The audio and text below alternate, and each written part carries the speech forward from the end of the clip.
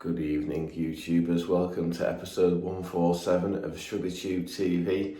Massive thanks for joining me tonight to see what we've been up to. I've had a great production week. We've been motoring through engines, got the dyno working properly or half decent. Still a bit noisy, could do with some insulation, but yeah, we managed to get 2 engines out. I had James Ibbotson visit me on Wednesday. He stayed till Thursday night. We got his engine done, so hopefully we'll see him at Alton Park in a couple of weeks' time. I'm away this weekend, I'm in a hotel, so I'm struggling for Wi-Fi. Hopefully everything will be sorted and we'll be all loaded up. Right, I'm not going to waffle too much, I'll let you get on with tonight's video. Hopefully it's not too long, and I look forward to seeing you next Sunday at 7. Have a great week, bye for now. Good morning, YouTubers, it's Monday morning. Been a good weekend. We sold 2 starter motors on eBay over the weekend. That's a good thing, isn't it? It's a good start to the week, so got to get them packaged up. We've got a busy week. We've got James Ibbotson coming on Wednesday and we're going to get his engine built. So I must get his crankshaft balanced. I think I've got them lined up somewhere. Oh, I've got 2 cranks down here. That's it. One's for James, one's for Vernon. We're going to get both them balanced hopefully today. We've got a priority engine as well. That engine that ran on the dyno, that's got to be in the out tray by Wednesday. So that's another priority, because obviously James is going to want to go on Thursday. So it's going to be a busy one. Don't know how we're going to do it yet, but we'll just start at the beginning, hopefully finish at the end. Right, I'll turn the camera around now, said hello. Right, so we're going to get these packaged up. As always, I'm going to bolt them to an imp engine first. Make sure the elongation of the bolt holes is correct. These are the ones that I've done the extra modification on, because we had a few where the jig had worn and it was just catching. If we go through here, we will see. I was busy last night. I didn't scarve completely. There's my ambulance wheels drying. Little blue Hillman. And then in the back of the Audi is some scrap crankshafts and a dry sump system. And last night I couldn't face driving to work. With the fuel costs, etc., I thought maybe it'd be more productive to empty the garage of some of the scrap, because I have like thousands and thousands of crankshafts that I've used. Basically every crank that's ever raced that I've pulled out of a car after a season's racing, I put it in storage in my garage, and then turn the camera on. And then I've put it on a shelf in my garage thinking, oh, that'll come in handy one day. But now that we've got brand new crankshafts, there's just no need to keep them all, and some of them have knocked out and are worn or undersized. So what we're going to do is I'm going to filter through them. Any that are a bit special I'll put on the shelf, but all the ones that are worn, what I'll do is I'll knock the dowel out for the rear, for the flywheel, because I use that dowel on the new crankshafts when we convert them from 5 stud to 4 stud, and we'll throw the rest in the bin. Right, I'm going to crack on. If anything exciting happens, I will report as always. Not even first brew time and I'm skiving already. I hate doing parcels. I've done my parcels anyway, they're all done. And I was emptying the boot of the Audi of all the crankshafts, and I found this crankshaft. God knows where it's come from. I don't even remember, but it's obviously from one of my wildest ideas early on in my life. I've no idea what stroke it is, but looking at the overlap, I'd say probably about 70 mil. It says stand part on it here. I'm pretty sure that's what it says, part, stand part. This is under 3 inch, so it needs a slip ring putting over it. It's got a 4-bolt stud pattern, very similar to the Imp. Not sure if this is 1 5/8 like the Imp. Could check that. But the mains are 2 inch. The big ends are same as Imp, 1 5/8. So I was thinking to myself, it lines up so well. It'd be rude not to try and do something with it. Could be a nice way of making a big engine. Certainly a lot less work in this stand part crank than there is in the crankshaft I used out of the Skoda. That was a right mission to sort that out. So I think what we'll do is we'll put it by the lathe. When we get 5 minutes, we'll go in with the parting tool, take all the material off, because it's 2 inch on the mains, and we'll make it 1 inch and, is it 1 inch and 7/8? Yeah, that's what it is for an Imp, isn't it? But we'll leave 10th thou on it, and then we'll drop it in at Cranky Ken's and say to Cranky Ken, can you make the Imp, make it on Imp standard mains, and just take 10th off the big ends, put us some nice radiuses in everywhere, and then we'll blast it. And oh, sorry, we should blast it first, shouldn't we, before we get it ground. And then, yeah, it could be a good crank now. I don't know what we do about the nose because it's quite a bit smaller diameter. Might have to think about that. There's a little bit we could lose there for an index. And maybe sleeve it. So we could turn that bit to suit the imp, for the imp sprocket. But yeah, I could do with finding out what it's from. If anyone recognises it, just drop me a message in the questions and answers bit. It'd be great to know what it is. Just had to waste another 2 minutes on this crankshaft just to find out what it was. It is in fact a Herald crankshaft, apparently. But a 1360 Herald. And I thought it was a casting, but it's actually a forging. Good morning, Bernie. Morning, Andy. It's a forging EN16U, not EN16T, unfortunately, but we'll have to find out what grade that is. Right, I'm going to put it to bed now. How you doing? Good. How did you see yourself star last night? I did, yeah. You did well, didn't you? It was good, wasn't it, yeah? Mate, not as good as your gearbox. Oh. Yeah, the gearbox is in the back of the car, isn't it? Is it? Right, don't worry, I've dug you one out. We've got one to go. Bad news though, we've got no milk, mate. Oh, no. I know, shocking, aren't I? Couldn't organise anything. Right, let's crack on. Right, I'm busy making 12-volt wiring circuit so we can run my dyno remotely. Bernie's busy in there. Nick's busy over here. Bernie's, look at him, what a grafter. He's making the wire. Yeah. Nick, what are you doing, Nick? Float levels. Float level. Look at that. So that's like a glass bowl that bolts on the outside of the float chamber and gives you an idea of what's going on inside. Yeah. That is so clever, mate. Well done. He's just doing that before he starts twiddling the screws on his Porsche engine. Make sure it's all right. Have you got to do that on obviously all 4 carburetor floats? Yeah, afraid so. Right. Okay. Got the pump off and all. Then. Yeah, it's just the smell of fumes in this little matchbox that we're sat in that concerns me.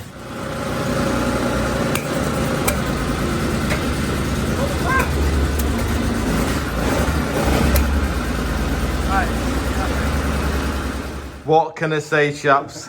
It's been a busy day. I'll talk about myself first.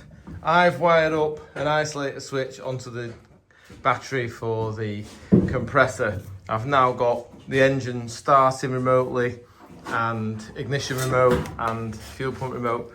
Bernie he's not lifted his head all day. He's made all that magic up there and we've just been chasing a faulty relay. It's surprising that, isn't it, that faulty relay, Bernie? It is, isn't it? It's the second-hand, you know. Second-hand rubbish. Typical. Brand new second-hand ones. Brand new second-hand one. You must have blown it up, Bernie. You sure you didn't wire it the wrong way around? Might have done. Yeah, I didn't think it could be my fault, could it? Say nothing. Yeah. So anyway, Bernie's worked like a Trojan because... So them 2 white wires there. Yeah. Replaced all them wires that you put in that came with. What, you mean my little ratty nest? It's been replaced by these 2 white wires. And the top, yeah. All the voltage. You can tell by the speed of the motor. Do you want to press the buttons, Bernie? Do you want to do the honours? I'll try. So we can now... I've done my throttle cable. I've got my throttle cable working. That's all connected. And the 24-volt motor. So I can now finish dyno in this engine tomorrow. And then we can get ready to dyno James's on Thursday. And well done, Bernie. You're an absolute legend. I'll just undo that so it doesn't... He's coming on Thursday, is he? But yeah, he'll be here Thursday, James. We won't be in here all the time. No. We'll probably be in here from half 10 at night onwards. But we've got a lot to do with his engine. Hopefully, Nick's going to... Yeah, don't. We'll sort that out. Yeah, we've got it. You've got it functional. We're fully functional. I can now dyno, which is amazing. From in there, which is amazing, mate. You've absolutely... I can shut the door. Swung the channel, yeah, because it was horrible stuff. It wasn't horrible, but it was red hot. The heat radiating off the engine was massive. So yeah, Bernie, absolutely amazing. We're gonna over and out, and we'll catch up tomorrow morning. Morning. It's Tuesday morning. Not quite as warm as it was yesterday. It's definitely a bit glum this morning, but that's a good thing because I want to run the engine in a dyno now that we've got the full controls working. So I'm going to go in there and tidy up and get the job looking a bit straighter before we start. Get all my jets in there, and then we're going to swap over. After we've run it for a while, we'll find out where it's happy with its advance, and then we'll take that dizzy out and we'll put the 1, 2, 3 dizzy in, and we'll have a look at getting the advance curve sorted on that, and hopefully by the end of today, we'll have this engine in the out tray in one piece, still functional. That'll be a result. And also, we've got James coming tomorrow, and I still haven't balanced his crankshaft. But this engine has to go out, so we have to get this done first. It might have to roll into tomorrow getting the crankshaft done.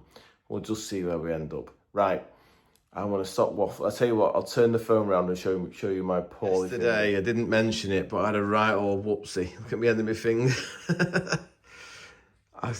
I've been really stupid on the pillar drill. You know, on the pillar drill, you've got like, I had to open a hole up. I was rushing, the phone was ringing. It was like, just get this job done. And I started to open a hole up. It was like a 10mm hole, and it needed to be 1/2 inch. So I started to drill it, and I thought, whoa, hang on. Don't hold on to anything here, Andy. If it snatches, it'll grab you and wreck your hand. So I let the big long piece of metal, I let it round so it touched the pillar, you know, the big post at the back of the pillar drill. So I've got my hand on the overhead thing here, and I'm pushing down, thinking, well, at least it can't get me. Stood well back on my foot pedal. And of course it did, it snagged. It bent it, so it ripped it past the post, and it was going round, and I had my hand on the thing, you know. So obviously it caught my hand as it went round. There was blood everywhere. I just put a fresh glove on. I thought, right, we're just going to man through this. But it was throbbing like mad all night. It doesn't even look bad, does it? But honestly, it hurt. So the moral of this story is, I actually saw this happen before it happened. That's how stupid I was being. Just don't get complacent with machinery. I mean, I was stood well back, nothing could happen. I just never thought for 1 minute that the tool or the part that I was drilling would whip around in a circle and catch my hand, but it did. So yeah, just in future, if you're going to drill something out, Andy, make sure you put it in a vise and bolt the vise to the bed and then stand well back. Silly boy. Chaps, we've had a tidy up. I've had the sweeping brush out. I've actually got a floor area now. The top of the welder is the new bench. I've got my watering can, a bit of a rag, my jets and a screwdriver. I've just hung these on the wall. And on the extractor fan, that's the welding kit. Oh, and I put my plug sockets up as well, so we can have some power. Now we've got the place looking a bit tidier, I can feel a bit more confident about tackling this engine. So we're going to finish running him in this morning, hopefully get a squeeze out of him early afternoon, see if he's got any GGs. Got the water now. We've got my water temperature gauge, goes in the top of the header tank here and goes all the way back to in here on the big chippy gauge. See it there? So it's saying we're at 11 degrees at the moment. Got to clean that window so we can get the camera going. I'm going to pull the jets out of it, see what jets it's got in it. The only thing that's a mess up at the moment, really, or bad design should I say, is the exhaust system, because when I put the exhaust to the collector, to the big silencer, I can't walk past the engine, which isn't very good, is it? So I never really thought of that when we were fitting it. We'll have to perhaps make some sort of nice, gentle 90-degree bend that takes it down and back through there, so I can still walk past. Obviously this pipe goes to the silencer, which goes to the big silencer. Keep it all nice and quiet. Right, I'll make a brew and then we'll start running. Quick update, been running full whack, been to 8,000, didn't record any of it, sorry. I set the tripod up, but my brain was just doing too many miles an hour to be able to think about putting the camera on. I'm just running on a mechanical dizzy at the moment, so I've got the advanced, so I found out what it's sort of, we'll call it its sweet spot, where it's happy at 6,000. So I'm gonna put the timing lights on it now, turn the water pumps off so I can do that. I'll get a figure and then we're gonna put the, I just brought this in, the 1, 2, 3 kit. So I'm gonna bring that in, plug that in. Just one problem so far. Oil pressure's great, water temperature's superb, but we do have an oil leak. I can't believe it's happened. It had to happen at some point. Anyway, so I'm gonna have to sort that out and probably have to change the seal in the back of the flywheel in the back of the crankshaft, but we'll just continue with the running for the time being. We'll try and get it to a point where we're happy with it, and then we'll pull the engine off, fix the oil leak, and then put it back on again and test it. But apart from that, no, it's sweet. I've got to be honest, not seeing loads of horsepower out of it. Seen about, I thought we saw about 75, 78 foot-pound of torque so far. Not gone crazy in advance, and it is a bit rich. I'm not sure how good the air system is in here because I think we've got a situation where we're running like negative pressure, if that makes sense. The door sucks shut. So in other words, the amount of air that this is pumping in can't be matched by the amount of air that these guys are hoovering and that. So we end up with a negative pressure in the cell. I did put the barometric pressure gauge here just to see if it affected the barrow when I shut the door, and it didn't. It's not a bad air, but it's a 124 today.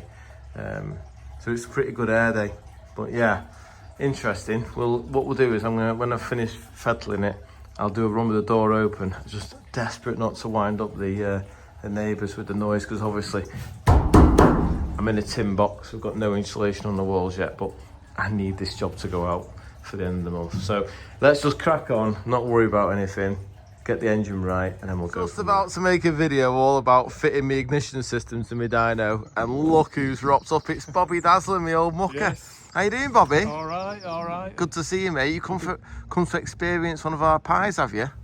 Have you got pies? We've got pie shop round the corner. It's Right, stunning, okay. mate. Homemade. Okay, happy days. Excellent. I've come to see the professional new setup, yeah. And I was half expecting to listen out for the Honda 2000, the The S2000. VTEC. But then I heard this. This is a bit of a beast, isn't it? It's a Panda 100 horsepower. 1,000 kgs and 100 horsepower. 1,000 kg, so it's 300 kilograms heavier than my imp. We'll go for dinner in my imp, and you have to tell me what's faster. Right, okay. There you go. Yeah. Have you got a road going in now? Yeah, I've got a road going in. Yeah, one of my customers very kindly sold it me. These are like a cult classic. I'm gonna say- all the young kids love them because it's cheap insurance and the fun, the cool. I'd have one of these. Yeah. I never had a Fiat. Well, oh no, I have had a Fiat, but that was a long time ago. Axle rocks and the sills under the plastic. Is it solid, this one? Well, that's what I tell the people messaging me.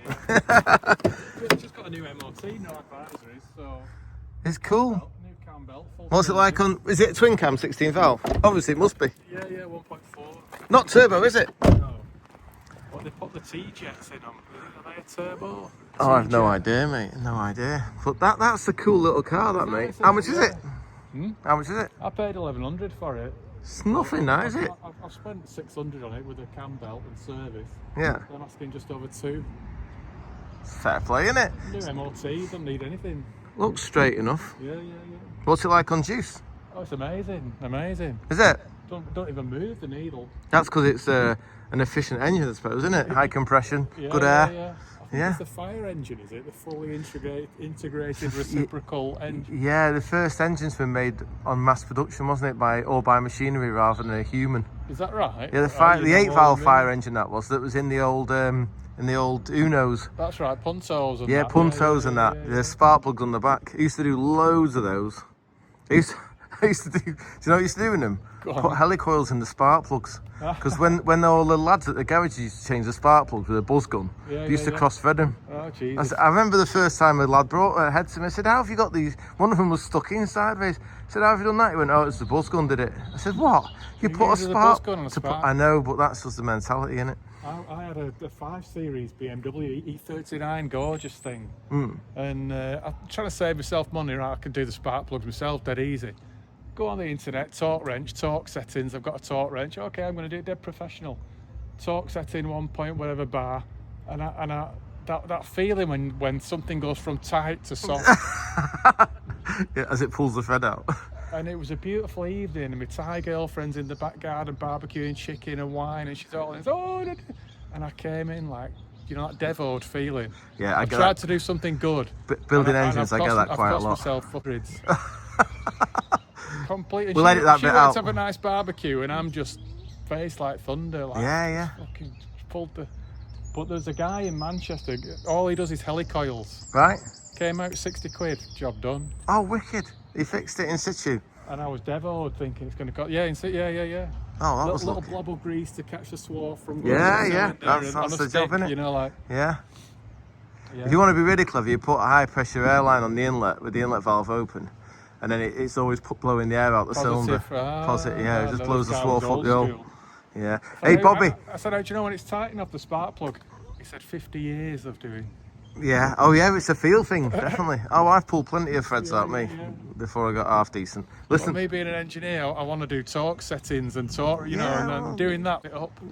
Mate, we're going to have to chill with the Fs. I'll just pause the video. Oh, sorry. Right, chaps, we've just been for a fantastic dinner. I was so pleased when Bobby couldn't eat all of his because I finished his chips. Top steak pie, yeah. Was it a good steak pie, Bobby? Yeah. Homemade chips, beautiful. You like that? You're going to come again? Definitely. Excellent. Bobby, very paid kind. for by Andy as well, so... Oh yeah, it's your turn. Good. Don't worry, mate. Next time it'll be your turn. Don't worry about that. Right, this is his little Fiat one. What is it? Fiat Panda 100. 100 HP. 100 HP, 1.4, 16 valve. We'll give a look around here. It's quite a nice little boss. What we're going to do is you're going to hold the camera, Bobby. Right. Okay. I'm going to be like Quentin Wilson and do a talk and let you know my honest opinion of your little Quirks and features. Fiat. It's quite a modern looking dashboard and that. Quite a pleasant place to be, isn't it? Good size stereo and all that, and nice clear dials. I think all that's rather good. I've even got buttons on the steering wheel. Yeah. Do they work? Yeah. Has it got cruise control? No. Right. Well, she sounds like she's got some compression that started. It does that thing where the starter stays in too long. Did you hear that noise? Oh no, I missed that. I can hear. Well, it's got power steering. It's mega light. It's like for a bird, that, isn't it? Yeah. Look at that. And it's got a sport button that sharpens up the... I never use it. It sharpens up the throttle response, supposedly, but... Oh, mate, stick it in bullshit. sport. It's bullshit. No, it's not bull. It's BS. Ah, sorry. You have to say BS yeah, now. yeah. Yeah. What I was going to say was, got a rattle at the back. What's that? That's the back box. The back box. You're trying to sell a car with a rattling back box. It's quite firm, isn't it? Yeah, oh, they are. Oh, Yeah. If the int was better, it feels quite alright. How long have you had it? 6 months. It's too small or too hard. Suspension for me. I'm going back to Volvo. Oh, it is responsive, isn't it? Big old Volvo. Does it make any noise, or is it just... No. I don't know, in the engine, has it got like... No, give it the beans out of here and you'll see it. 9.5 to 60. So yeah, a warm hatch. They're a warm hatch. A warm hatch? What were the Golf GTI back in the day? They were about eight and a bit, weren't they? Oh, really? You remember my Volvo? Oh, that's ace. It's not probably about the same as the Imp, isn't it? A bit quicker. Yeah. It's alright, that. Yeah, they're good fun. It's trying to go left. Have we got a problem with the steering? Oh, I don't know. I've not noticed that. Yeah. Is it not the camber? I don't know. It definitely wants to go left, this. Yeah, it's got a bit of beans on it. It's got personality. It's got that old school kind of. It's not everything's not muted and dampened like modern. Yeah, it's got, no, you're right, it's got 6 gears as well. That's good, isn't it? Yeah. Is it a good close ratio gearbox, would you say? Pass on that. Brakes are sharp. Oh, it's a bit. They kangaroos. That's that sport button. The kangaroos. Does it? It does the throttle response too. I don't know whether it's drive by wire. I don't know. It must be drive by wire, yeah. It's nice, mate. Yeah, What was it, yeah. Is it F 20,000? 7 and a bit. Yeah, it's got a bit. You could probably have a bit of fun in this. I have to sort that steering out though. I know it's a tracking or. Whenever I think whenever anything pulls like that aggressively, I always think broken spring. Yeah, definitely. What's 6 gear like? So at 40 mile an hour it's doing about 1500 RPM. So 80 with 3000, that's alright, isn't it? Right, we'll do a U-turn here. I think I've just about enough of your little Fiat. Brakes are weird, aren't they? Good. But sharp. Very sharp on offy. Yeah. Okay, give it the beans out of here. I'd have to learn to drive it, not just behind the tractor. It's busy. Why is it always busy whenever we go for a test ride? Come on, Mr. White fan. Oh.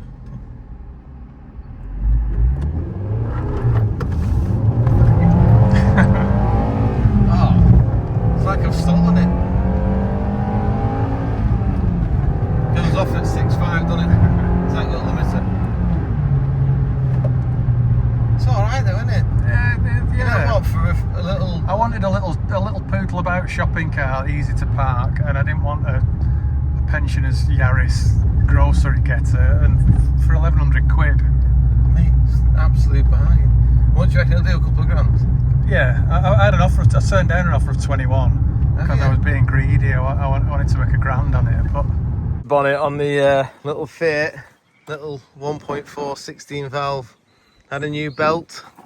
ECU's mounted on the engine. That's a clever place to put them in it. Oh, it is fly-by-wire. There's the throttle body motor, and it's got a go faster cold air feed to the airbox.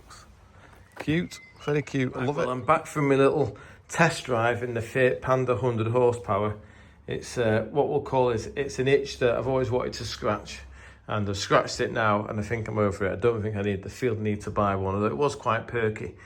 Right, we're setting up this ignition system, this 1, 2, 3, and I thought we could do it together because it's really simple. The instructions tell you to set the engine in crankshaft position at number 1 TDC, firing on number 1. So my plug lead could have been pointing here or here. That would have been firing number 4. This is firing number 1 because number 1 lead went to number 1 plug. Simple as that. You've got a blue wire, which is an earth, a black wire, which is your switching wire, and the red, which also corresponds to the 12 volt feed on the positive side of the coil. 3 ohm coil, just a normal Imp Sport coil's fine. I've put the unit in, I've left it loose. We've got some instructions here. It says, if I can zoom in, if your rotor arm rotates counterclockwise, rotate the unit clockwise until the green light, LED, just lights up. Press the rotor in a clockwise direction to remove any backlash in the drive. The LED shines through one of the holes in the aluminium disc below the rotor. For all models, if you expect bad ground connection, use the M5 threaded hole in the bottom face of the distributor's housing for a direct wire to ground. Right, well, I'm not concerned about earth because my engine's made of aluminium, not plastic, so I'm not worried about that. So because we are rotating the unit clockwise, that's it. So we take the backlash out of the rotor arm by doing that, and then we're going to turn this in the opposite direction. So we turn it clockwise until the green light comes on, which is there.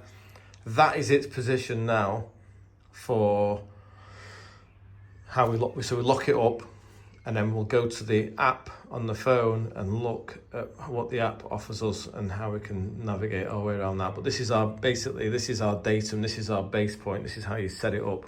So we'll nip the dizzy up there and look at that. Interestingly, after my little bad do with Bob, I put the king lead wire there so that if it did try and spark whilst I moved it, in fact it should have done as I did that. If I turn this, should it try and spark?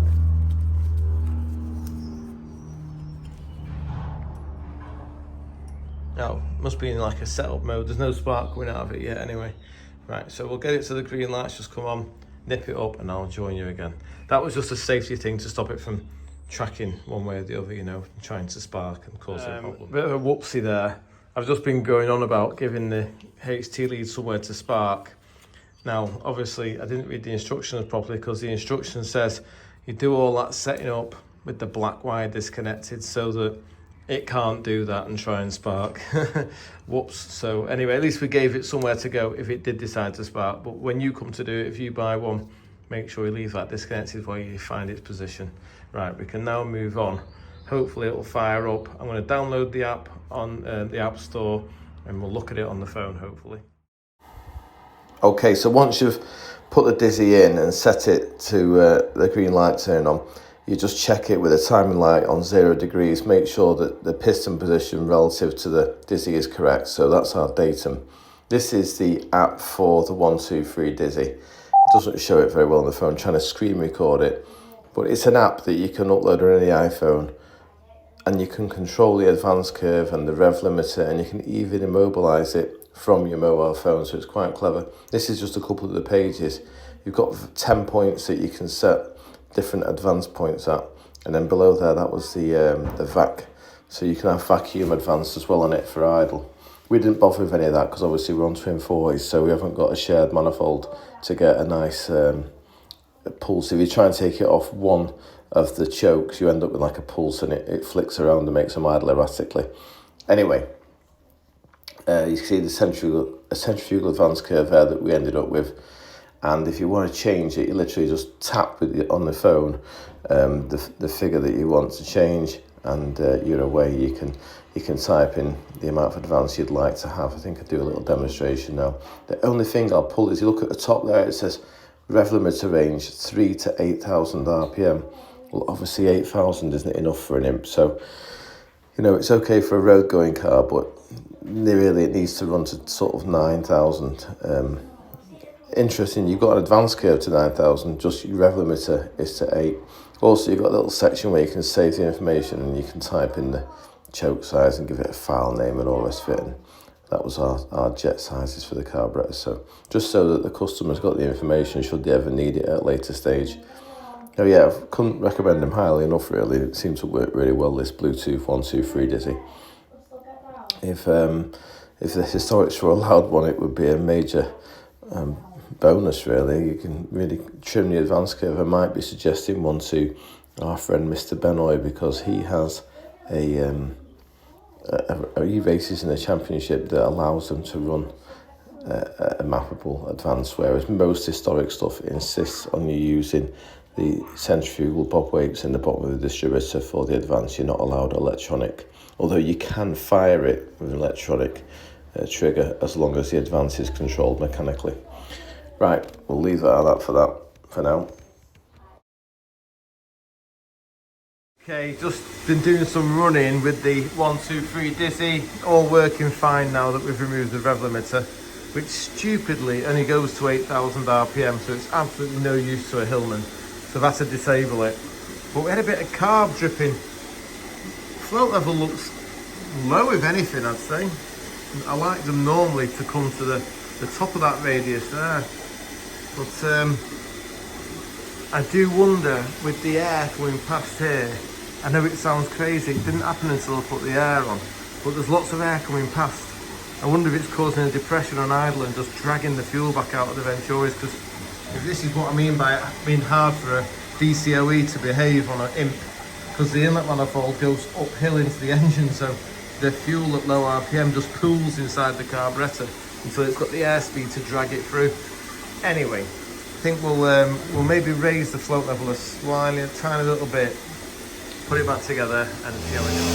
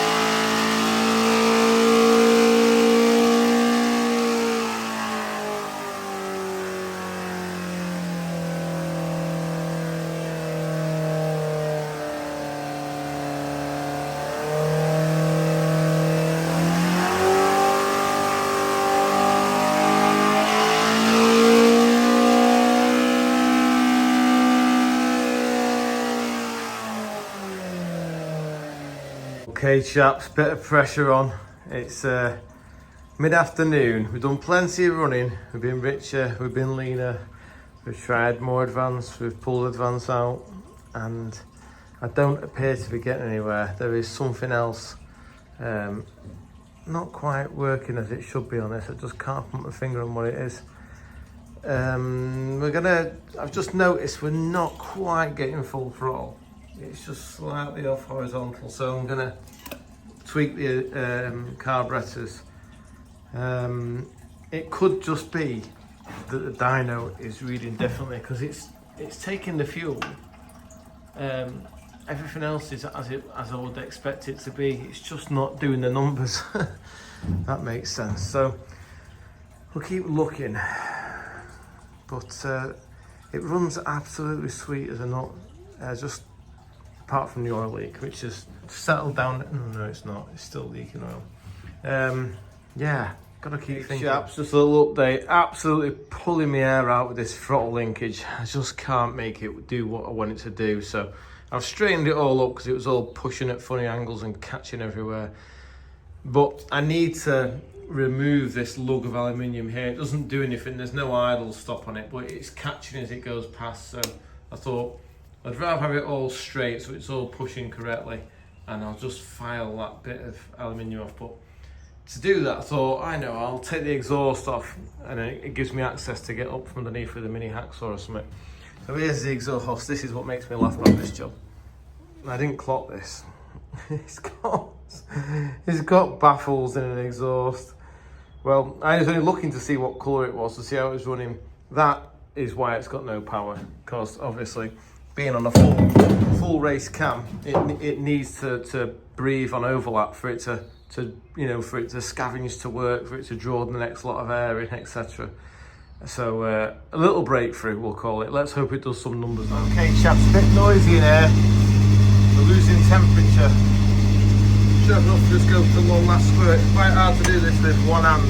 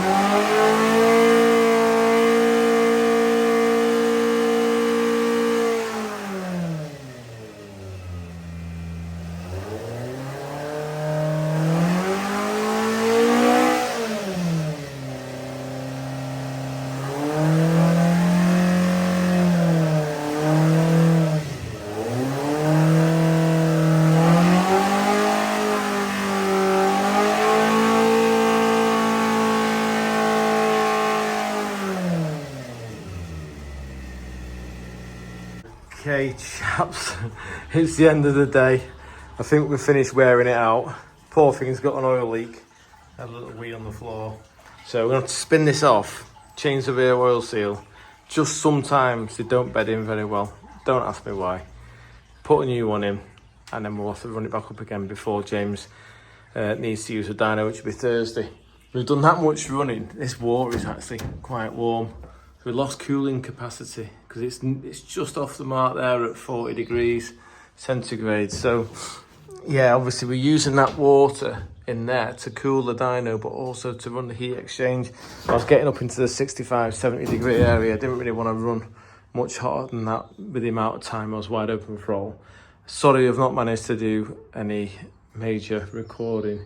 Just difficult with the camera being there instead of in there. I will get myself sorted out. We need to get the soundproofing sorted before we upset the neighbours, because it is loud. And when it's at 8.5, well, I've been to 8.5 once just to test the limiter.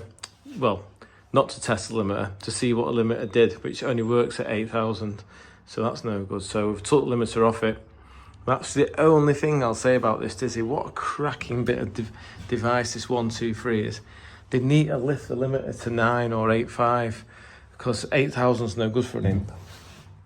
Now, I've done quite a bit of messing about with the Advance. Really quite shocked as to how much it was happy to run with. It just kept on giving more and more power.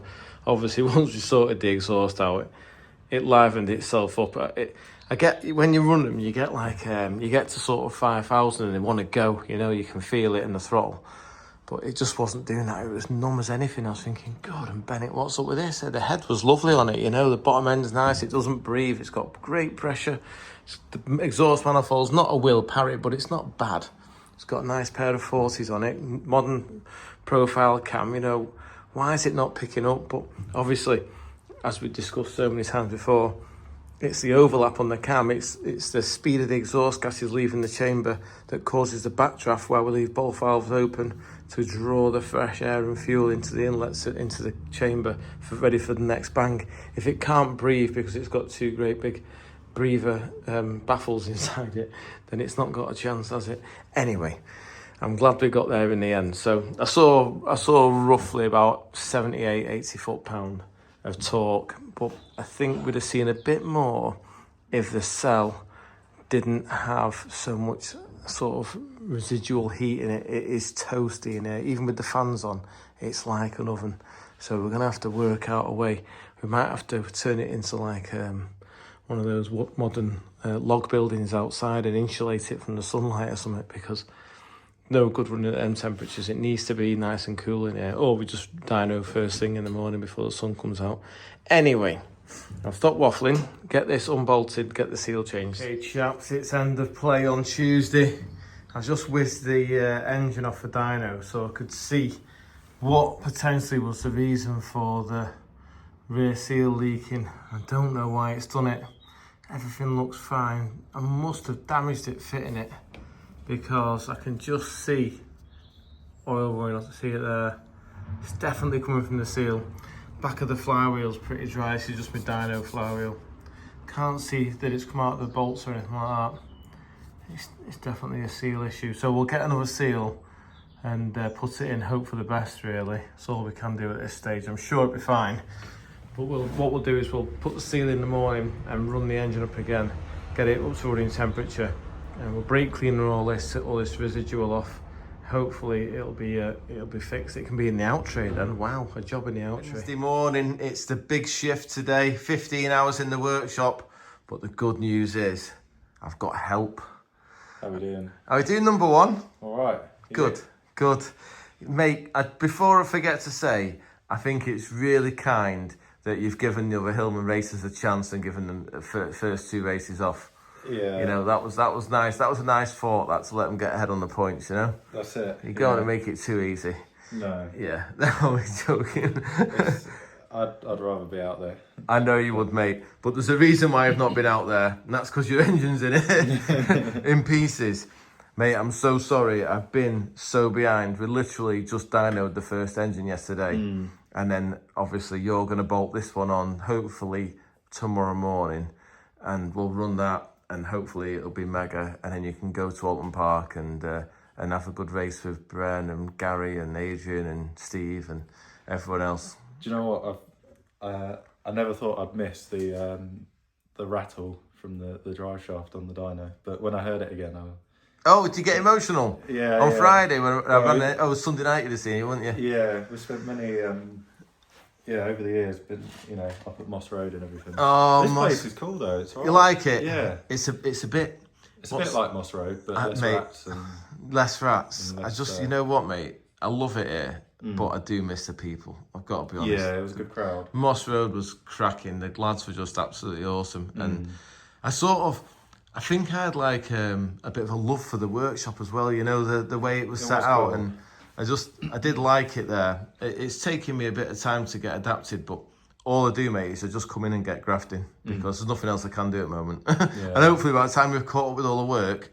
I'll be able to get on with my imp at some point, and then come out and race with you. Maybe Thruxton. I don't know. We'll just see what happens. Where, isn't it Alton, Thruxton and Brands? Won't you aim for Brands? I'd like to think so, mate, but I'm not joking, mate. I've got about 10 engines outstanding that are all going to become very imminent very soon. Well, some of them already have become imminent, but yeah, I just need to get to a stage where, and the worst thing is I've set this task of Dougie's little buggy, making he's 8, he's not 8, he's 6 on the 8th of May. So he'll only be 6 once though, won't he? Eh? He'll only be 6 once though, won't he? I know, that's what I mean. So it's like, you should be getting on with customers' engines and then you're welding chassis on go-karts. But I do it for an hour. But what we do is we're going to, today's plan, mate, this is how we need to make the day roll. We might have to skip dinner. If you can start by lapping these valves in, that's your first task. I'll then finish the cylinder head whilst you build the bottom end. I'll be next door. I've got to just change an oil seal on an engine that's dripping oil. And then when I've done that, I'll go into Bob's and balance your crank, and I've got another crank to balance for a chap called Vernon who's desperately waiting for his engine as well. So we'll get both cranks balanced at the same time, because I can do it all in, I can stage it. It'll just make it more efficient. I know it sounds crazy, but it will. So I'll do that. By the time I've done that, you'll have that done, and then you can we'll measure it all, clean it all, put your pistons and rods back in the bottom end, We've got a dowler head to the block. I'll do that for you once I've established that it's concentric to the liners, the wheel string groove. I've got a fair bit more fettling to do. Yeah, it's got sleeves in it, this, because it's a proper head. You see the steel sleeves I've put in it? And then it's been offset. Well, the reason why it's offset board like that is because it's a genuine Chessman wedge head. This is the Tinkovich head. Because it's a wedger, what they do is they sleeve it and then skim it on the angle, on the whiz, and then they have to re-drill the bolt holes. So if you look at them, they're like oval almost. Oh, we've got to spot face it as well. Crikey, I've forgotten to do that. I have to make a list of jobs that need to be done on that head before it can go on. But the most time-consuming one that I can think of is the valves to be lapped. So if you can lap the valves in whilst I go and balance this crank and get this bottom end together. We need to be head on and sump on. Not worried about it being shimmed by the end of play today. It doesn't matter if it's 1 o'clock in the morning, because then it can dry overnight. Tomorrow we can come in and we can rattle it together, get it on the dyno for midday. And then we don't have the luxury of being able to work on the dyno at night here because it's so noisy. I'll just end up getting thrown off the site. So yeah, we've just got to be, until I get the installation sorted, which is imminent as well. But obviously I've just got to get some jobs in the out tray. Right, I'm going to stop waffling. I'll make you a brew. Is there anything else we need to talk about? Car, have you done anything to the car over winter? Has it had any more modifications that you want to discuss, or is it pretty much as it was? It's mostly as it was. I had the front suspension off and tweaked everything, put it back together. But, Right. Just because after it got put back together, obviously the body shell got welded up after the big shunt. Yes, yeah. I took it to Silverstone and the thing just would not turn. I could not. I was doing everything, standing it on its nose and on the brakes, lifting off halfway around the corner to try. Is this the race where Bren beat you? Can we not talk about it? It's obviously a sore point, isn't it? I'll tell you what. I'll upload the onboard and you can see where I wave him past. No, I don't believe you for 1 minute. I've got the footage, mate. Yeah, so I took it to Cadwell Park at the end of last year to go and do the track day and messed about with it all day, but it still wasn't right, even though it did a 148.7 or something. Wow, that's going well around there. I think Benoit did a 148 with his 1200. We were sat next to each other at Cadwell. He said it was a 147 or something. Oh, was it? It was quicker than me, but imagine how quick it'd be, that engine in your car. Oh, that would be terrifying. I know, that'd be awesome, that, wouldn't it? Drive the diff outside, wouldn't it? Well, once we get the gearboxes sorted out, which is going to be imminent, I've been thinking all sorts of things about the gearbox. I was thinking, has anyone actually put a temperature sticker on the gearbox? That's what I was going to do at Cadwell and we forgot. Yeah. Well, we just... Is it possible that with the extra torque we're putting through the engines over a 20-minute race, the oil's not doing its job? Because some of the crown wheel and pinions I've seen that have failed haven't necessarily been an actual tooth breaking off. It's more like they just munch themselves alive, Yeah. Is it oil not able to do its job once it gets to a certain temperature? Something has changed because we never used to have these problems. No, I'm not sure. And we've only gained 5 foot-pound of torque, really, over the time. I do think that stuff got rebuilt a lot more often years ago, like a long time ago, maybe. Mate, honestly, my Imp when I was younger, I had one lowered 3rd and 4th gearbox that Vince Frost built me. I had it for I had it for 10 years. I did circuit racing, hill climbs. I did all sorts of abusive things to it. And I was an idiot, I had no brain. Yeah. And it never gave an ounce of trouble. No. And now we've got people with new gearboxes doing 3-4 meetings and it's got to be a torque thing. It's got to be. I mean, we're on these TTV clutches and stuff, which are quite aggressive. Yeah, that's another thing. Yeah. A lot of people do need education on how to get sacrifice clutch. Don't sacrifice it's not going to wheel spin.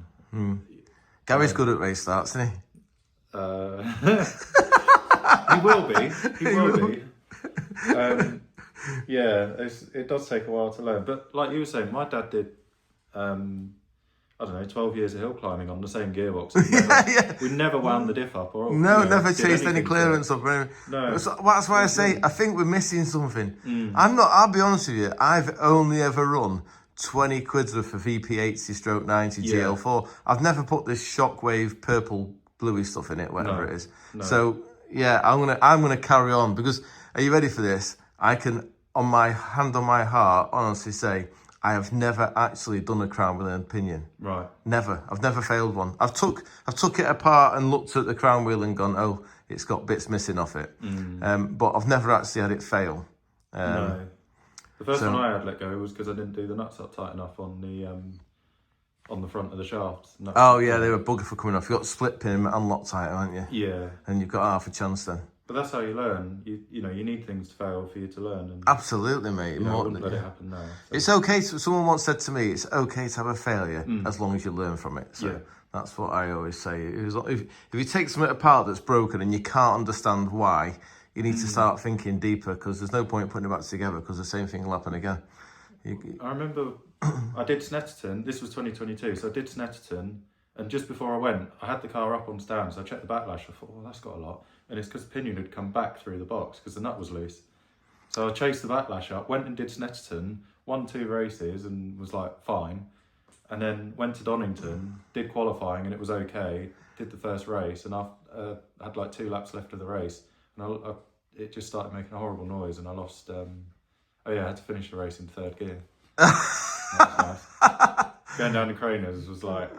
You know, it was horrible. Oh, mate. But yeah, finished the race and then we put the standard box in and then... Yeah, I remember you changing the gearbox. I remember seeing it on Facebook. Yeah, Yeah. yeah. Brilliant, mate. Right, well, it sounds like you're well keen to get back out there. Do you think you can deal with Gary and Bren with their newfound speed? Yeah. I love the confidence. Do you know what? Years ago, someone asked me if I thought I was a good racing driver, and I said I'm the fastest guy on the grid.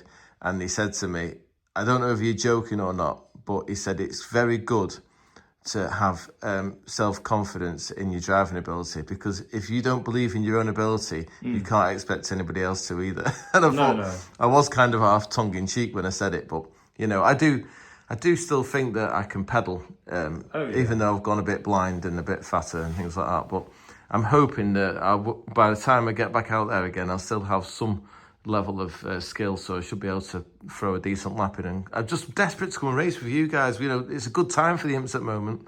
And anyway, all this talking, mate, we're not right. I'll shut up and left James lapping the valves in that head. I thought we'd have a bit of a chat about this engine. Obviously, I spun it off the dyno last night, but not disconnected it because it's got to go back on for testing. I got the linkage all working nice now. It all clears and it's all straight. Before, this tried to go the other side of that screw, so it was just all binding up and being a problem. Anyway, fixed that. One thing I just wanted to point out was, if you look here, you'll see a screw there, see it? And that is the throttle stop, and it's really important that the mechanism hits that stop because underneath the carburetors, you can see them. Can you see those 2 little tabs there? That one of them sat on the screw for the idle stop. Well, them tabs, they land on there. Can you see where the mark is? But they're not strong.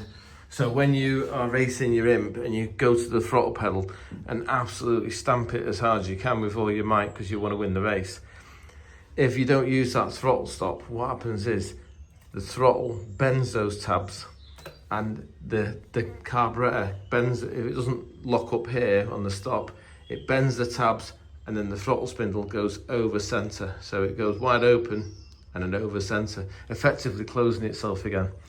Anyway, what I was going to say, you're not going to believe this. I've just found the reason for my rear oil seal failure. You can just been moving it, but inside here, I've just popped the seal out, that's the seal there. And I thought the seal feels absolutely mint, it's not burnt or anything. Sometimes you suffer with oil starvation. What's happened is, when I've come to fit the rear oil seal housing, I've gone in with it full of glue on the back of the crankshaft. A tiny bit of glue has got onto the diameter and it's set. So as the crank's been going round, the bit of glue has upset the seal. Can't believe it. So I've knocked it all off loose now. When I get a bit of Scotch pad, just make sure it's totally clear. Put the new seal in. I've wrecked that one getting it out, unfortunately. But I have brought a new one in here. Just don't know where to put it. There's my new one. So we've got a new seal. We'll tap that in gently, and then hopefully we'll be in the clear. And we'll do a test first. Just about to fire the Hillman up. I just tried to start it. I've disconnected the drive shaft so we can just hear the engine. Someone heard the noise and came out of his work area.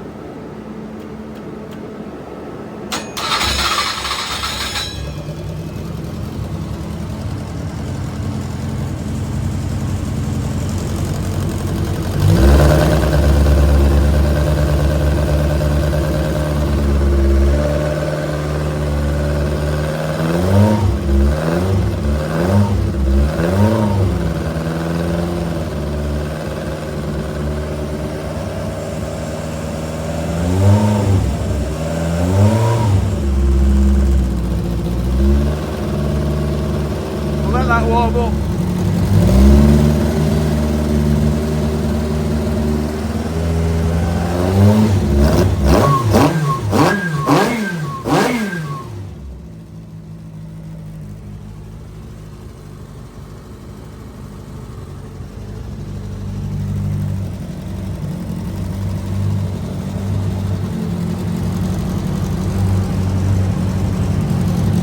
He's busy getting his head done.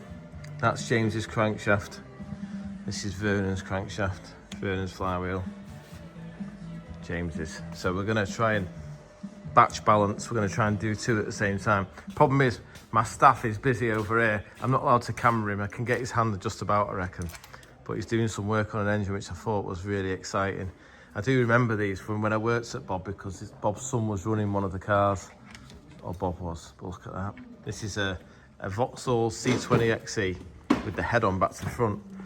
Did you do it for air, Bob, to get the air to the front, you reckon? Yeah. But this is like, look at that, even says RS on that. It's special block casting. Must be. A lot of it missing here, isn't there? Where's the starter supposed to go? On the gearbox? Yeah. I thought the starter was there normally. Yeah, it was. Still is. Oh, is it still there? Just bolts to the gearbox. Very nice dry sump. I love the way they run it off the water pump. Very compact, very neat. Yeah. What's it in for, Bob? Full it? Yeah. Excellent. If you get stuck, give me a shout. I'll give you a hand, you know? Yeah, all right. Right, you get stuck with any bolts in. Right, let's get his cranks on the balance. I just want to say, apart from it's a glorious, glorious day, and next work has decided to start. Weatherman, isn't he, on this? Yeah, well, it's just, you know what, I appreciate good weather, mate, because it's lovely. But I just want to say, Nick, if you ever want to build any Hillman imp engines, you know, it was a pleasure to have you bring this here, put it on the dyno, apart from its little explosion where I got very scared. It had laundry bill. Yeah, apart from the laundry bill, it was a perfect patient, wasn't it? It ran absolutely sweet as a nut. Yeah, it's lovely. Did everything it was supposed to do, and was just nice. So yeah, it's good that, mate. Well done. I'll send you, when it's in the car, I'll send you a picture of it. Oh yeah, I'd love that. You know, Maybe I'll come and see you at clip. some point. Well, you can do if you want. Yeah, but normally the photos I get from you are a picture of a cold beer by a pool in Tenerife. That's a couple of weeks yet before. Is that a couple of weeks? Yeah. Can I come? Well, I don't know. I like Tenerife. I think I've got Do you? a wife. You've got to take the Seems wife. quite insistent. Does she? Yeah. Oh mate, never mind. Right, brilliant. Well, let's have a visual of the front, because it's when it's at this stage, it's an aesthetically pleasing engine, isn't it? The carburetors make it.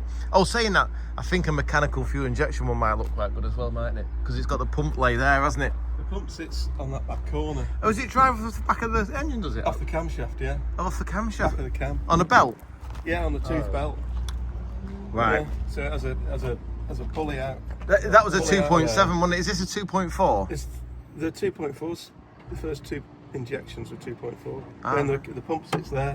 Yeah, Mechanical I've seen pump. it. Yeah. But it has got separate throttle bodies and stuff on it. Yeah, oh yeah, they're proper, aren't they? They're Yeah. mega, absolutely. You know, the closest I'm going to get is my 2005 Passat to German engineering, but I can tell you, it's done 350,000 miles. I don't think it's ever broken down. You don't think it has? Well, not in the last 100,000 anyway. Yeah, right, wonderful. Thank you, Nicholas. Just on with James's crankshaft. 2 big holes in the first web, and we've got to do 2 more of that, and quite a way out. 13mm hole in that one there. To think he raced all season last year with it like that. Better not tell him. Front end is really good just from the first session. Back end ever so slightly out, so we've got some more work to do this end, mate, okay? Okay. Are you interested to see how much faster this is going to be? Like, it's going to be like 3 horsepower or something. Yeah. It's good if things are in balance. Shave all that off. Knife edge them. Yeah, yeah. I don't like touching them because they're just so nice. They just work so well. I have seen Carter ones where they're just polished all over. But yeah, right, let's get operating. We're in tolerance, mate, look at that. We might get Vernon's on before dinner as well. Spot on that, mate, we're in. Nice. So what's that balance to? What's the tolerance? We'll have to ask Bob at the spec. Done Vernon's crank now, we'll just put Vernon's crank on. Thought we'd get them both to the same stage. So this is web 1, web 2, web 3 and web 4. We've got one hole on web 1, 1 hole on web 2 and 2 holes to drill on web 4. So we look this here, if we turn this around till it goes, it lights it up. G63, Bob tells us, is the setting we're working to. So that's 240 degrees, so it wants a 14.3mm hole in web 1. Yeah, which is to have 2 20mm deep holes in the back of Vernon's crank. These 2 here, I'll tick them now to say they've been done. That would have been quite badly out of balance, that. So we'll see how it gets on in the test.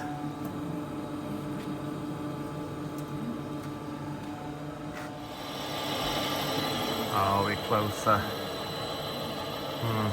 Still a country mile off. More drilling yet. We have intolerance with Vernon's crank unshafted, which is a good thing because it means we can go and get pies now, James. We'll go and feed ourselves. Look at you, your eyes are popping out your head here, aren't they? Yeah. There's some nice kit in here, isn't there? Do they fit mine? Just too big, mate. You don't need all that. No. No, you're fine with your 40mm carbs. We might just do a little bit more trimming on that. It's right, it's intolerance, but only just. To get on the top of the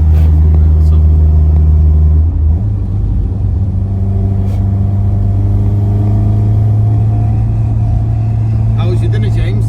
Yeah, it was good. I enjoyed that. Steak pie, good. Yeah. Excellent. Yeah, it was a good pie. Oops, didn't like going back in the first, did it? Should we cane the Hillman? Go on. Ready? Yeah. Boom!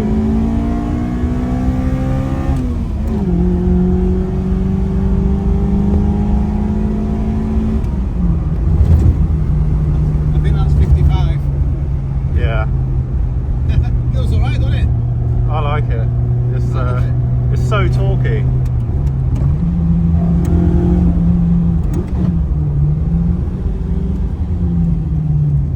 Gearbox needs a rebuild. Yeah, do you know anybody good at doing gearboxes?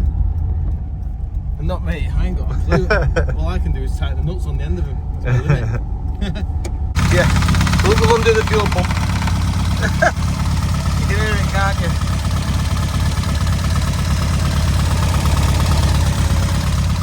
It's not bad, is it? But it's definitely audible, isn't it? We'll reblock it anyway.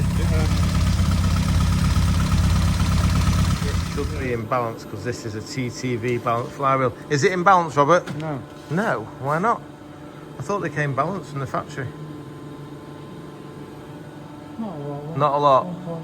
1.1 gram. Right, okay. A couple of little holes in the flywheel, and it's still not in by. That's gone too much. I've gone too deep. So now, if I had to put one opposite, it ended up like a piece of cheese. It was 335 milligrams out. We're in.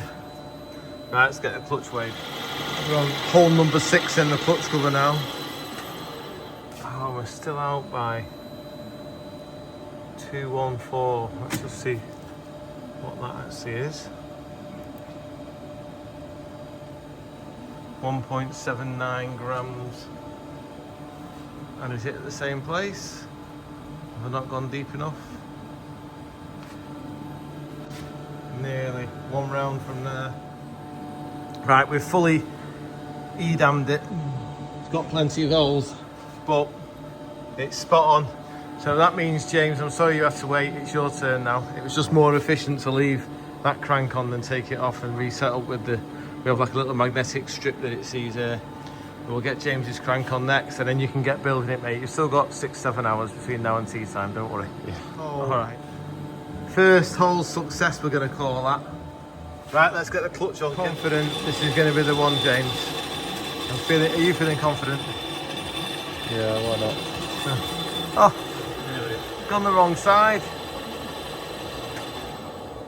10 milligrams. She's in, mate, at last. She's in.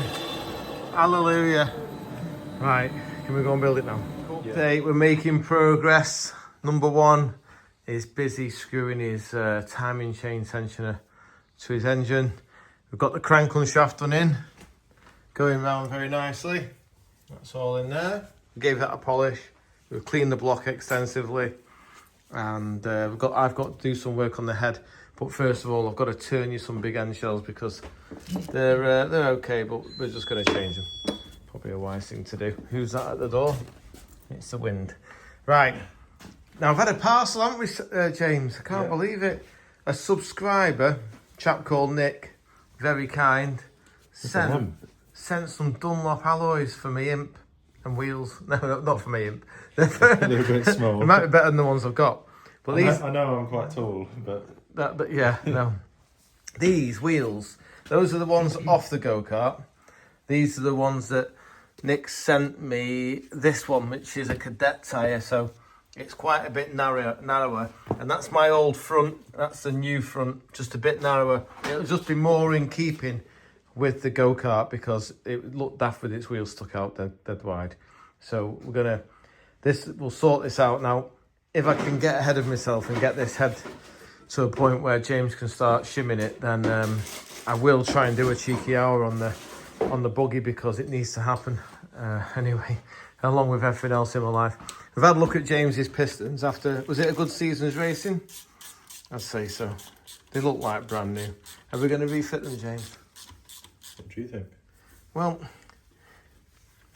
the problem is, if it was a customer, I'd just throw them in the bin and put new ones in.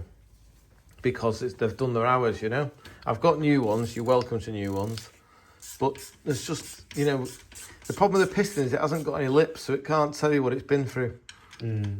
But looking at its condition, I wouldn't have said it's had a hard time. I know you're quite good on engines, aren't you? You don't cane it unnecessarily. No, I've watched you in car, mate. You're not an excessive thrasher. You're a gentle driver. I don't know. If Effective. you don't need to, then why would you? Absolutely. There's no point being hard on a car for No. you're miles ahead. Couldn't agree more. So we've got these here. I think realistically they're going to go again, mate.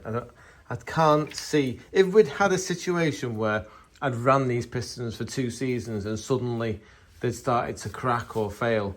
But I've never actually seen one fail other than, you know, due to its circumstances, like it being too hot or too much advance, or it's had excessive bore wash from overfueling. They're not a failure point, so I think we just keep going with them. We will change the big end shells and things like that, but yeah, no, I think it's going to be okay. Right, I'll stop waffling. Let it get on. Busy next door, putting his timing cover on and bits and pieces. I've been working on his head, finished all the ports on it, got them all polished up nicely. I've just done the spot facing with this tool here.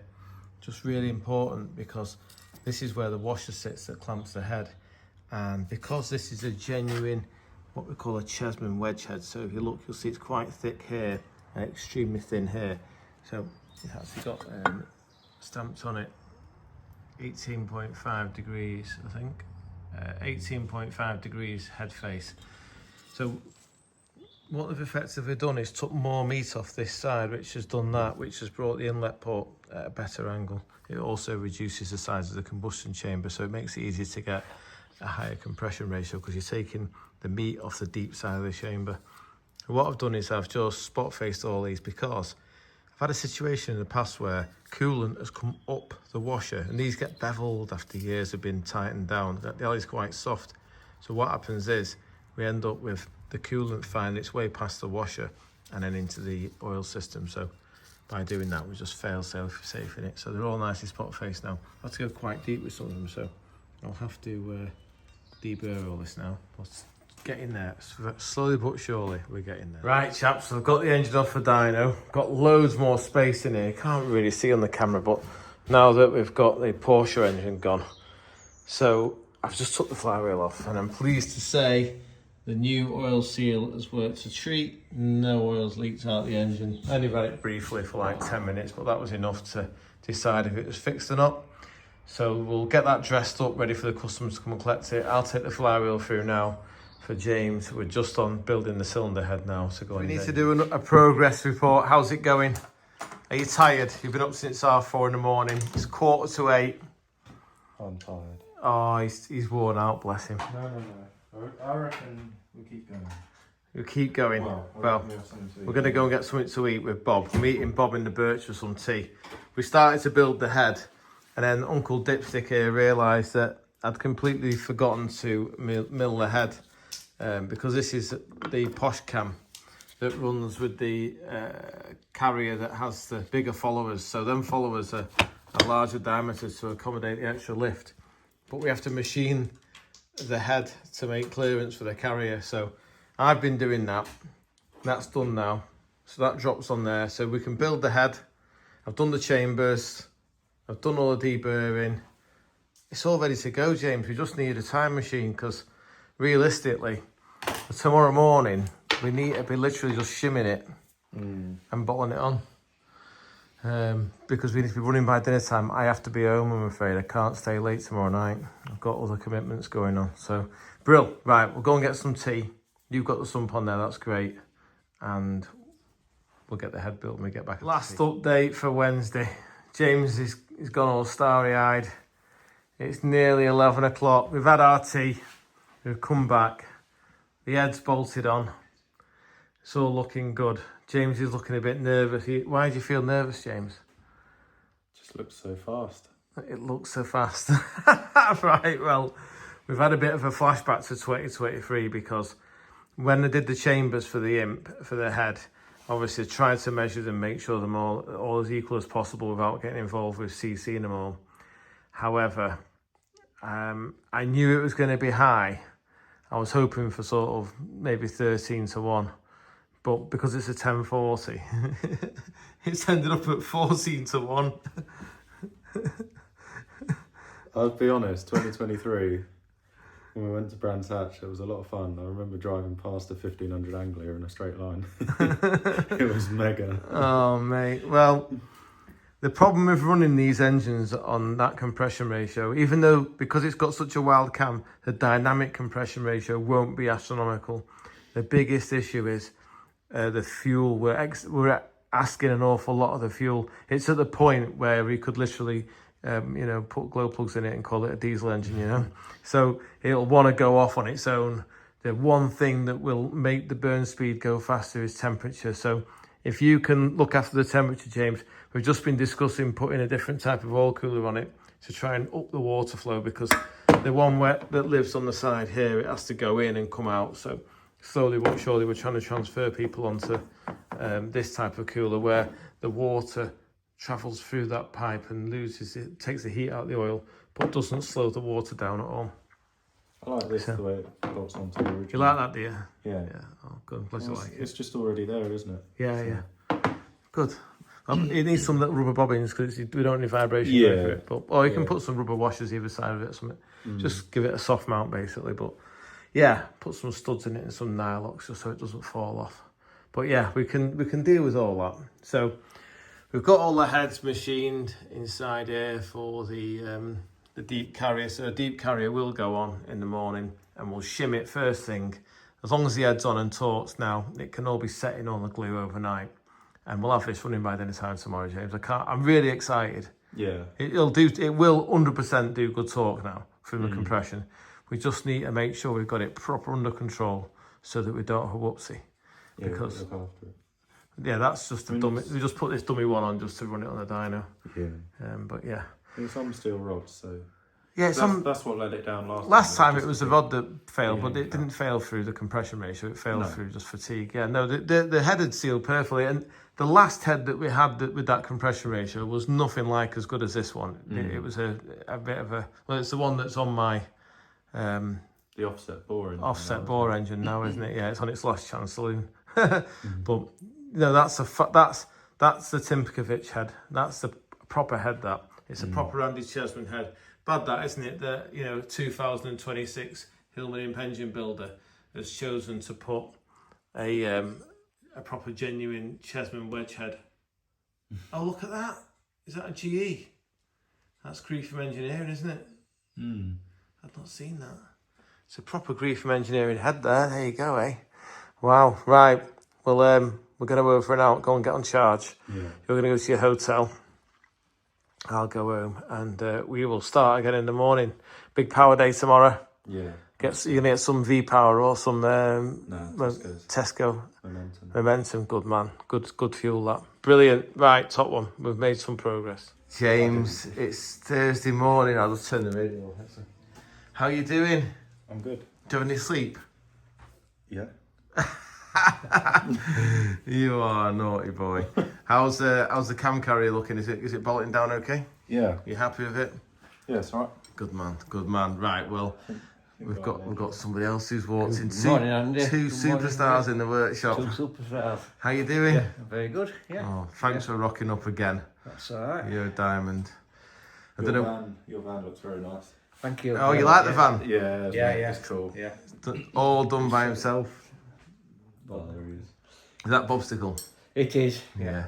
He'd be like, oh, I'll get him to fix some new lights on my lathe. Honestly. Yeah. Bernie, you've had a bit of a disaster. When were you with us when we were loading the engine on the? Oh no, you weren't. I was on the loading the Porsche engine on the back of the van yesterday, and I said to Nick flippantly, I said, the closest I'll ever get to German engineering is my Volkswagen Passat. It's a great car, it never breaks down. Well, after I said that, Gemma ran me to say that all the power steering fluid was on the floor and the power steering didn't work. So I've had to bring it in this morning, and I'm just outside trying to fix it, making a mess everywhere. Anyway, I've done it now. I've just really badly cocked it together. Yeah. The pipe had burst, so I just sleeved it. Fix. Yeah. Permanent repair. In fact, I'm that proud of it. I'm gonna go and show everybody just how clever I am at cocking things up. Look at this. Not the way to start a Thursday morning. We've got race engines we built. But this is Percy Passat, and down here is the piece of pipe that broke. So I've just sleeved it, and gotta say, probably the best engine that the Germans ever made. 1.9 PD, absolutely legendary. I service it once a year, and honestly, it doesn't need topping up between services, and it's done 350,000 miles. So we'll say it's a good car, that. Right, I better stop waffling and get on with something. Oh, the job just keeps on fighting us. These are the followers. We have to shorten them, because do you remember I skimmed the top half of the head to get it level because it was bowed? It means that even though we've made clearance for the insert on the carrier, the bucket is now kissing the head face. So I'll just set them up in here on a stop. I'm taking 1/8 of an inch off them. Hopefully it'll be right. We've modified the buckets. I'll just try and zoom in. If you look, can you see the shiny edge down there at the bottom, right on the very, very edge of where I've relieved it? That was where the follower was catching. So hopefully now we'll have the camshaft going round, which will be a definite result as to where we were half an hour ago. Okay, chaps, quick update. It's took all afternoon. It's 3 o'clock. Might end up running into Friday this. Can't see it all going together and running in the next sort of hour. It's got a shim clearance now though, so we've got to time the cam up. I've just put the kettle on, make a quick brew, and then hopefully we'll get the cam cover on, get it launched from the dyno. Right chaps, I've been working away. Bernie has been out here in the sunshine. He hasn't been sunbathing. Oh, you've been up to some serious... I've been sat on the chair when nobody's been watching. Have you? I saw you on the Sorting camera. everything out. I sent Heidi a video saying, small portion for tea tonight. Bernie's having a bit of a sunbathe. Bernie, first of all, where's the van up to, mate? Are we on test drive tonight? Yeah, we're on test drive. Well, in morning. Right, brilliant. Well, let me know when you get on. Yes. Brilliant, well done. Sort the gearbox out, so it's Yeah. a little gearbox now. So. Excellent. Hopefully you'll be able to get through the gears then and enjoy it. Hopefully it will. And what have you been up to here, Bernie? You've just been showing me. Just been tidying things up. So Tidying, yeah, look at this. Look at all this boxes all neat down below here with wires. So we've got 3 fans now, have we? The 3 fans, Inlet 1, inlet 2, extraction fan. yeah, that's going to be a hydraulic pump for your new one. Oh, wow. Oh, from a new dyno. Yeah. Amazing, Good mate. dyno. Absolutely amazing. Give us a demo. That's this one here.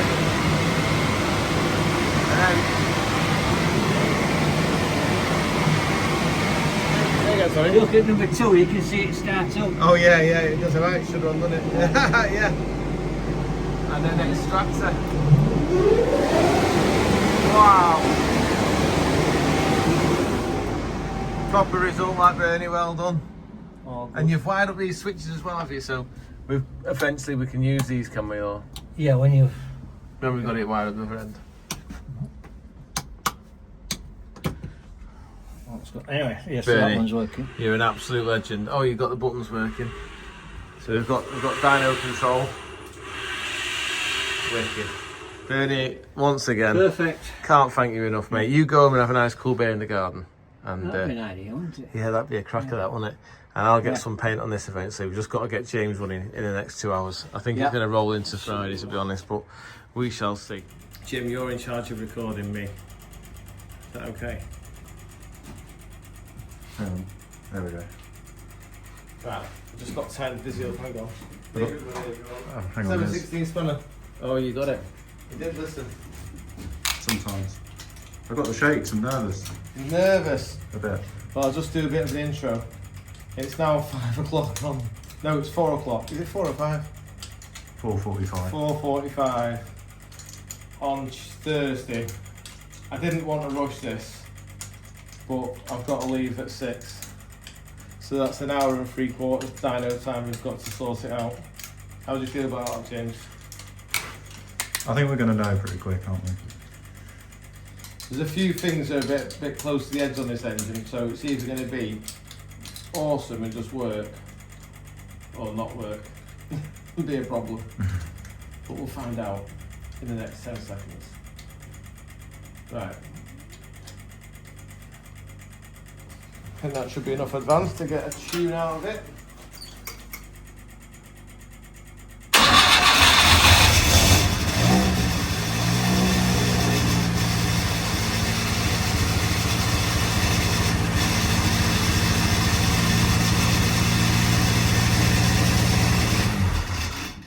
Quiet as a chip. Okay, James, let's give it some pain.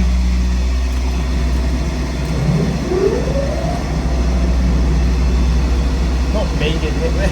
I want to see what's going on.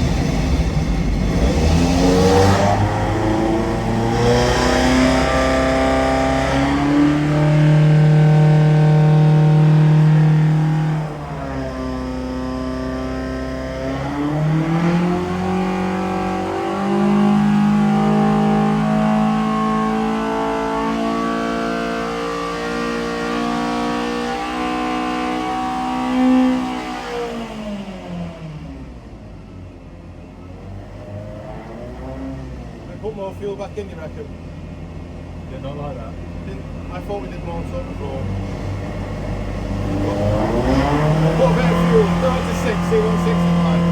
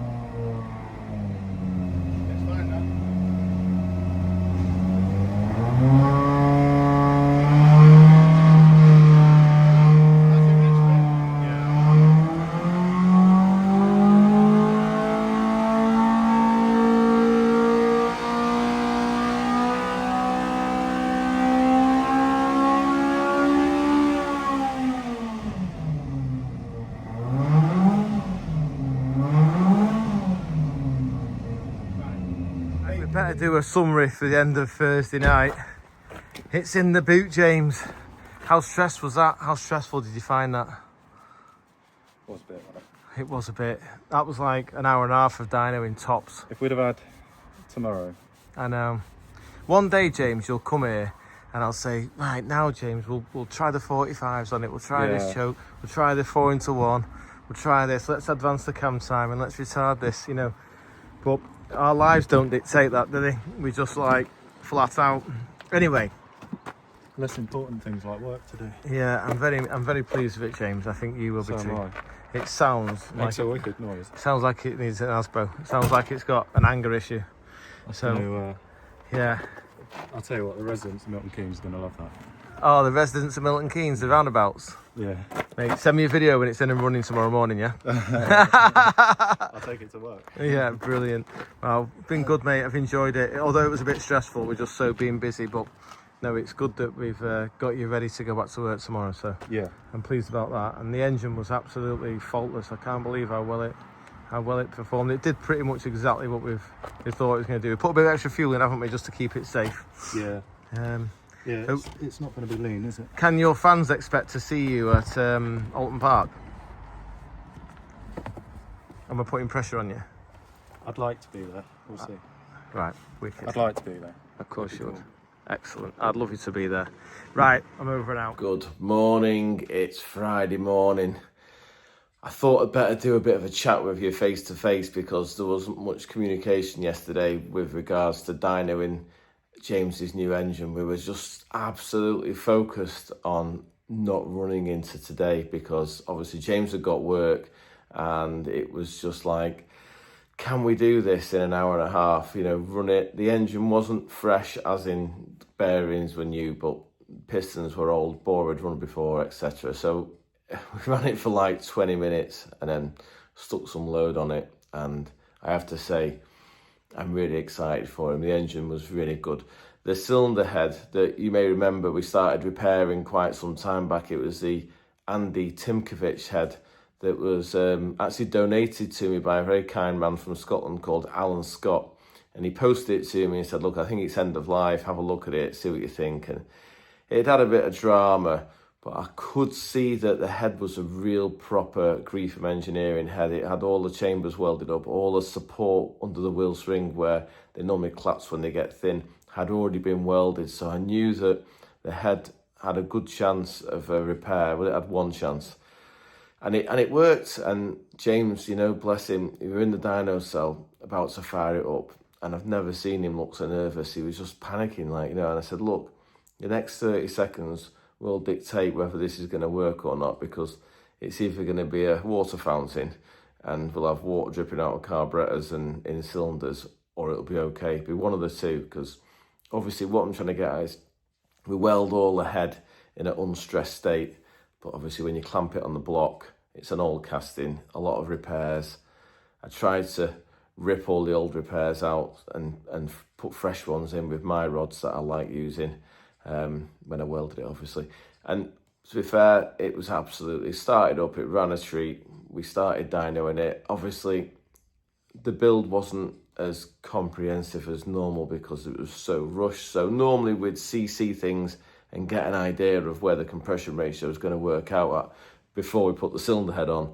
But I looked at it and I thought, measured the chambers, the depth, because obviously, because the head had been like a nana, we had a situation where the two centre chambers were shallow, were deeper than the outer two chambers because we skimmed it flat, but the chamber depths all remained the same. So I had to do a bit of jiggery-pokery to make all of the chambers equal in measurement and looking the same. But obviously I knew it was going to be a small chamber. I wasn't expecting it to be 13:1, but when it was like another cc and a half or whatever smaller and it was 14:1, I thought, oh my goodness, this is going to be on the edge. We have done a 14:1 motor in the past, and if you couldn't do it for any other customer, I'd do it for James because he watches his gauges like a hawk. You know, he will run that thing at 55, 60 degrees water temperature.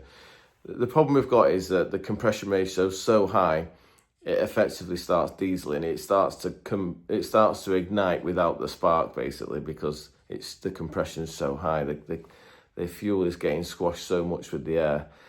And the problem we've got is obviously we can only have two things to control it. One is water temperature and the other is the fuel air ratio. So you might have heard, I don't know, but when we dynoed it, we went dead rich with it, and then I kept on putting fuel in until it went off, and then we just came back one setting.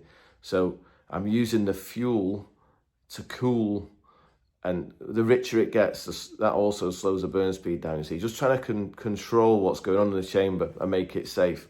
And to be fair, we've given it a right good pasting. The torque was awesome. I don't think the dyno cell is working properly yet, and I think the dyno is reading low, to be honest, because the engine felt so strong. And once it got to like 6.5, 7, it was just wanted to go. You know, it'd rev on to 10,000 if you allowed it to, but we didn't go there obviously because we wanted to leave it in one piece.